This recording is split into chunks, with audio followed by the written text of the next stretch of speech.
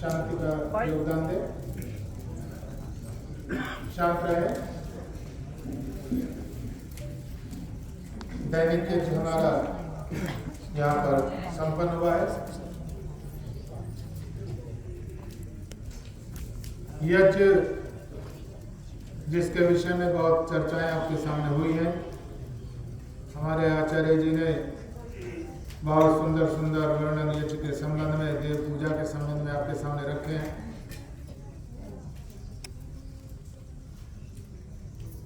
राजा जनक की सभा का एक वर्णन आता है। निवेदन करता हूं कि शांति बनाए रखें, बातचीत बंद करें।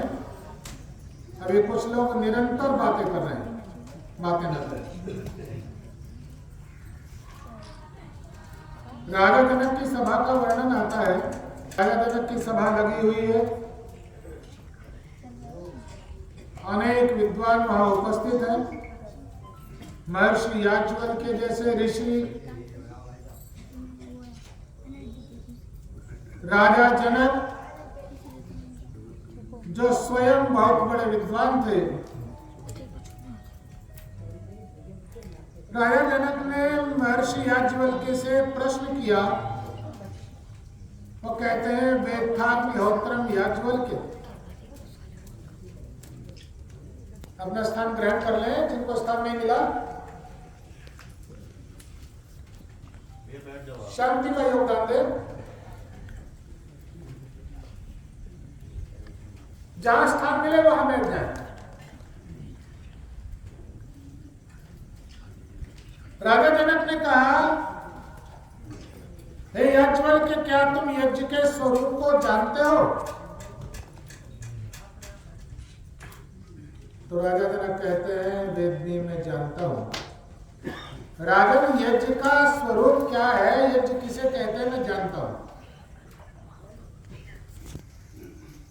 राजा जनक ने कहा, तो तर्हि बताइए क्या है यज्ञ का स्वरूप? तो कहते हैं, पयः एव इति।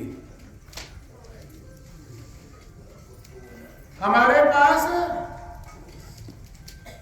यदि और कोई सामग्री नहीं है, केवल दूध हमारे पास है, तो दूध के द्वारा भी हम यज्ञ को संपन्न कर सकते हैं। राजा जनक ने कहा, यदि दूध हमारे पास नहीं है तो वो कहते हैं, यवः जो। हम जौ के द्वारा यज्ञ को संपन्न कर सकते हैं। राजा जनक ने फिर एक के बाद एक प्रश्न किया। उन्होंने कहा, अगर दूध भी नहीं है, जौ भी नहीं है, तो कहते हैं वनस्पतियों के द्वारा। वनस्पतियां हमारे पास उपलब्ध है, वनस्पतियों के द्वारा हम यज्ञ को संपन्न कर सकते हैं। फिर वही प्रश्न किया कि वनस्पति भी नहीं है तो?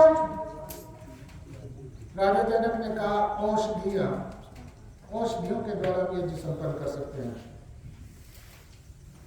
अब अंत में आकर के राजा जनक ने कहा, हे ऋषि,